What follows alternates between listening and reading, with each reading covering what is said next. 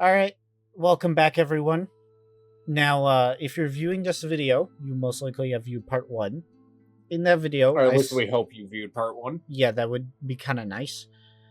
Uh, if you did it, basically, But go watch it. yeah, that explains it better for us. It's just what if Jaune from Volume 9 was thrown back into time and was then in Volumes 1, right? And we ended that off with basically all of Team Rwby, all of Team Juniper, Crow, and Volume 9 Jaune going on a trip to catch, well, Cinder, Emerald, and Mercury. Now, they, technically, it's not the full Team Rwby because Weiss is not there. Because, she got hit with the parental controls on her Switch 2. But. Got hit with the parental controls as an adult, pretty much. Yep. But ignoring that, yeah, it's quite the interesting time. So we're gonna start this off with volumes 4, 5, and 6, and that's all we're doing today. Now, you guys did do a really good job of the like goal for the previous video. We hit 20 likes pretty consistently. We actually did hit 31, so we even hit 11 more than what I initially thought we were going to get. So I am going to ask for part 2 to hit another like goal in order for part 3. Don't worry though, I'm not crazy. I'm gonna actually keep it the exact same, just 20 likes, just because I know part 2s normally don't get as many views as part 1, so it wouldn't exactly make sense to be like 5 million likes for a video that's only gonna get 100 views, but anyway, let's start out with the what if. So for generic stuff, normal Grim are not going to cause a problem. However, this is quite interesting. Jaune used Pyrrha's metal to upgrade his armor, right? We all remember that in Volume 4. However, now means that's not going to happen because Pyrrha is still alive and working. Yes. So, how's he going to upgrade his armor? Well, there is the possibility of Professor Arc giving him some extra metal. Or, to be fair, they were with a blacksmith. They could arguably just buy metal from the blacksmith. However, this would most likely mean that Jaune would have worse gear than he did in the original. However, he would be slightly stronger considering he gets extra training from Pyrrha, but also extra training since Pyrrha's alive. He gets extra training from someone who's not dead, and not also dead. It can actually teach him in person. Yeah, and also Professor Arc, the mysterious man who we don't know. Now, yep, definitely not. Definitely don't know this guy at all. Who is this guy? But anyway, so most likely Jaune will reveal himself to Jaune and also the rest of the main cast, most likely this arc. The reason I say that is because Crow also told him about the gods, and most likely Jaune would even tell all of them about Salem not being able to be killed by conventional means, just due to the fact that, well, he didn't do that in school. You could argue because most likely he didn't want to, involve them if he didn't have to, and he was hoping that maybe he could change enough of it to basically change their fate. But he failed. So good job, Jaune. But yeah, good job, Jaune. You screwed up again somehow. Yep. So he always finds a way, Anyway, now obviously they would be far more distraught. However, since this would be someone they relatively know, handing them the information rather than them they would already be committing to a quest. But the difference is with Volume 6, it was kind of like the rug being pulled out from under them to, basically having to deal with the fact that, oh my god, all the sacrifices, all the death, all the destruction was for nothing. That was one thing the original Jaune got really pissed about in Volume 4. He views that Pyrrha's death did not need to happen but Ozpin and the other adults let it happen just out of facility. And that's also one of the main reasons he had that viral anger towards Oscar, because he blamed Oscar for killing Pyrrha, and how her death now Pyrrha's alive, so so the burden, the shock would obviously still be there. They would still be mad, but it wouldn't be so much as they need a different arc to find their way, sort of like what happened in Volume 6 with them needing that almost break, and then they wound up fighting the apathy. But anyway, moving on, what major events change? God, poor Tyrion. Oh yeah, no, Tyrion's getting jumped. Yeah, so by at least 10 different people. So, let's be real, okay? Volume 4, Rwby, Volume 4, Yang, Volume 4, Blake, are not on my top combatants list, Well, then you have Pyrrha. But Pyrrha... And 2 Jaunes. Pyrrha, and to be fair, well, that's also Volume 4, Jaune, so he's not really doing much. But Volume 9, Jaune, who is the same level as most elite huntsmen, if not better, considering he should scale relative to Rwby, who's or not relative to Rwby, but relative to the members of Team Rwby and Team Juniper, who can fight on par with the Aesops. So, Volume 9 Jaune should be, well, an Aesop, and then Crow is based, and then Pyrrha, even... I've been seeing people go back and forth on how strong Pyrrha is. Personally, I think she's a similar level, if not above the level of an Aesop, especially with her busted semblance and being able to fight Cinder one-on-one. But,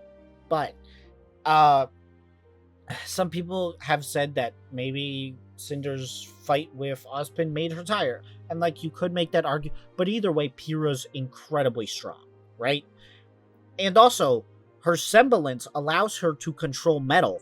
Well, imagine this cool thing that if Tyrion, the guy who has metal attached to his wrists, just, couldn't. What happens if Pyrrha just takes his metal parts, his weapons, and forces him to, back at him? Or, she just, makes him, T-pose. What is he gonna do? What is Tyrion gonna do when he gets jumped by someone he actually can't? Yeah. And then also adding on to the fact that, old Jaune should be able to maybe even give people their aura back, even if Tyrion were to break it. I can't see Tyrion honestly making it out of this. Now, this is the important part. Would Team Rwby kill Tyrion? Probably. Because, on one hand, they were fully ready to, chop off his tail. But there's a difference. They're fully ready to murk a man. Yeah, and, especially since Blake and Yang, they killed Adam. So, it wouldn't necessarily be that crazy of a stretch to say, oh, they would be willing to... Especially if Crow was this person needs to die, he's a mass murderer, So, one of Salem's council members is dead. That's a big deal, and that's probably that's one of the bigger deals of Volume 4, Tyrion being dead. But also, Blake's not there, and neither is Sun for Menagerie. So switching into the other part of Volume 4, also actually Raven doesn't get involved, but that's for another time. So without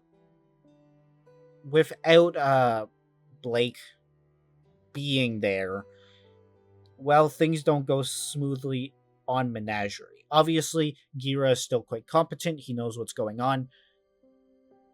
But the plan to assassinate Gira does technically happen in Volume 5, so we're probably going to transition to that with the easiest one.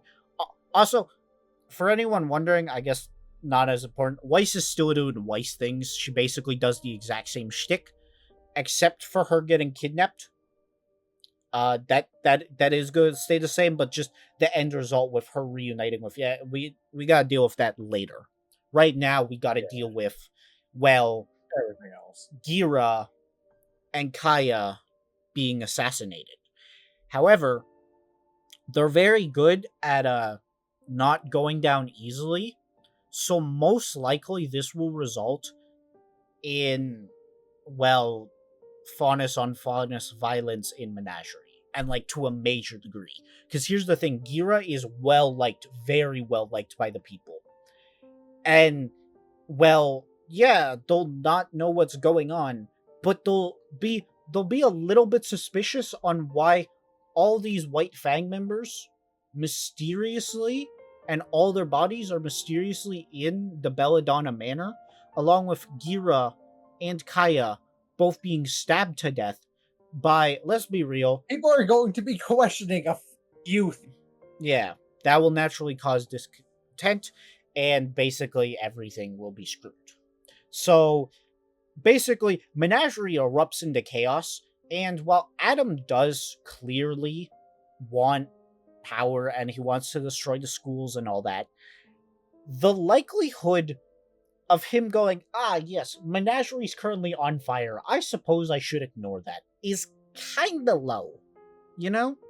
He's very likely Yeah. to turn back and devote his resources to quelling the fact that a giant civil war has erupted in Menagerie, which most likely would happen, especially considering a lot of the people in Menagerie were willing to fight the White Fang for what they did in Beacon without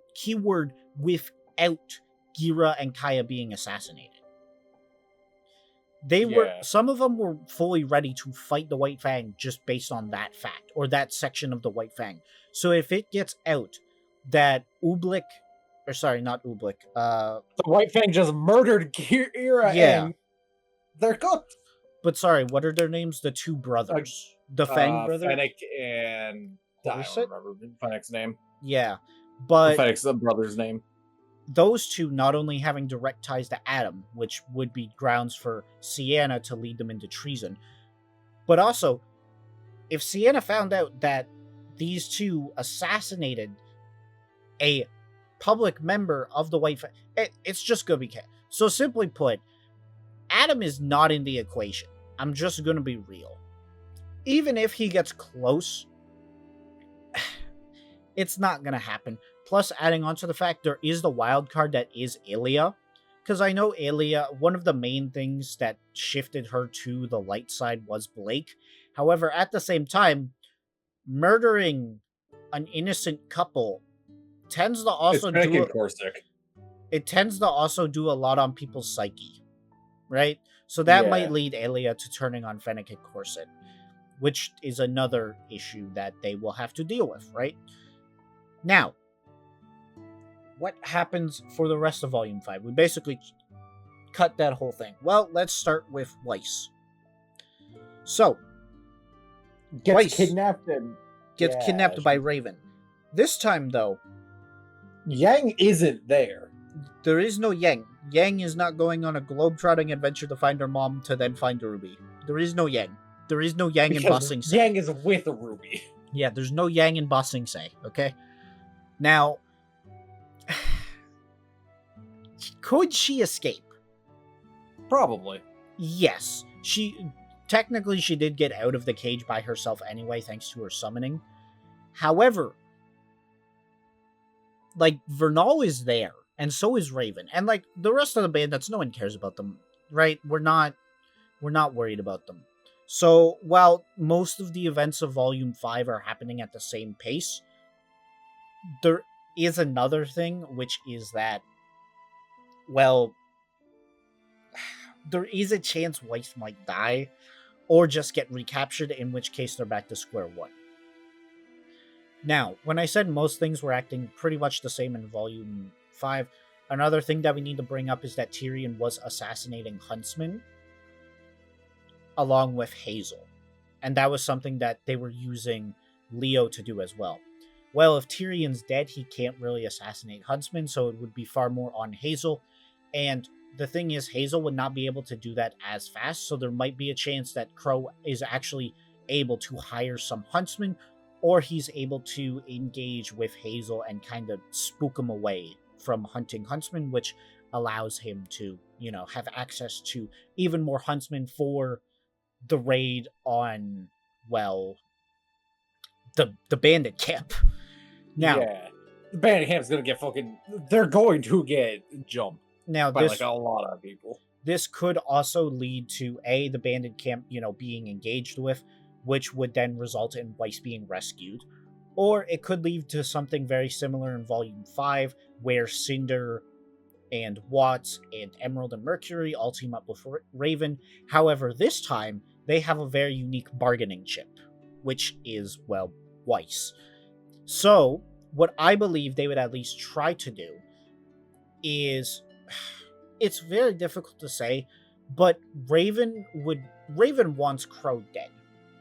But at the same time, Raven also wants the relic. She tried to have it both ways, but in this timeline, she could have a guarantee trade the relic for Weiss's life, or she could use just Weiss as a bargaining chip to try to have Crow be alone, right? And the problem is with the go it alone strategy, she knows for a fact that's not going to work. She knows that the rest of the team is just going to be in the bushes, so most likely she would try to exchange Weiss for the lamp, in which case Ozpin would probably try to say no and try to interject. However, They're just gonna ignore him. Ozpin is one guy, and sure, Crow might listen to him. But Jaune's not going to. And neither is Rwby, or Yang, or even Blake. None of them are going to be listening. At all. They do not care. They would 100% sacrifice the lamp for Weiss in a heartbeat. So, oh yeah. And this might actually allow them to get the Relic of Knowledge, but with, well, they get back Weiss, but also Leo might be able to stay undercover. However, there is a chance they get greedy and try to kill them after the exchange is made. So essentially, they do the classic movie cliche where Raven gets the lamp, she pulls it back, and then Cinder says something evil like, ha ha ha, I am evil, and then tries to stab him, and it fails. Or yeah, Raven, that's definitely gonna happen. Or Raven opens another portal and Cinder throws another fireball, in which case a brawl breaks out, and that actually leads to the worst timeline for everyone. Well, no. Leads to the worst timeline for the villains. Because, let's be real, Cinder is really strong, Raven's really strong, Vernal's really they are all really strong, and Hazel is also there. But, Crow, Volume 9 Jaune, all of Team Juniper, all of Team Rwby, and professionally licensed huntsmen. Which, to be fair, look, professionally licensed, they're kind of fodder. Let's be real. A lot of them are fodder, okay? All of them kind of fucking suck. But they are at least going to help. And help is important.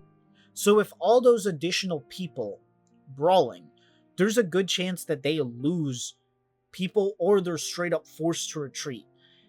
And then if they're forced to retreat, well, even if Adam were to stay, which we've already established most likely he wouldn't because Menagerie would most likely erupt in a civil war, then even if he were to stay and make the unoptimal choice, doing Adam things, he would then get jumped by all those people, which honestly might result in Adam dying early in volumes 5.